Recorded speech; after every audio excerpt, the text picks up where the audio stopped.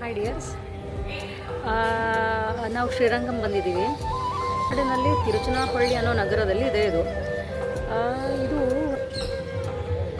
ಅತಿ ದೊಡ್ಡ ದೇವಸ್ಥಾನ, ಕಾರ್ಯನಿರ್ವಹಿಸುವ ದೇವಸ್ಥಾನ ಇದು. ಸೊ ಇಲ್ಲಿರೋ ರಂಗನಾಥ ಸ್ವಾಮಿ ದೇವಸ್ಥಾನ, ಅದು ಒಂದು ಪುರಾಣದ ಕಥೆ ಇದೆ ಫ್ರೆಂಡ್ಸ್. ಅದೇನೆಂದರೆ, ಇಲ್ಲಿ ರಂಗನಾಥ ಸ್ವಾಮಿ ಮೂರ್ತಿಯನ್ನು ಬ್ರಹ್ಮನಿಂದ ಆರಂಭವಾಗಿ ಇದು ಇಕ್ಷಾಕು ವಂಶದ ರಾಜರಿಗೆ ಸಿಕ್ತಂತೆ. ಅಲ್ಲಿಂದ ರಾಮನಿಗೆ ಸಿಕ್ತು ಇದು. ಆ್ಯಂಡ್ ರಾಮ ವಿಭೀಷಣನಿಗೆ ಕೊಟ್ಟ ಅಂತ ಒಂದು ಪುರಾಣದ ಇದು ಇದೆ, ಪ್ರತೀತಿ ಇದೆ.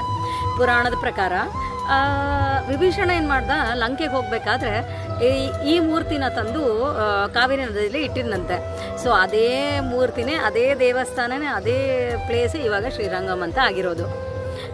ಇದು ಒಂದು 1500 ವರ್ಷದ ಹಳೆಯ ದೇವಸ್ಥಾನ.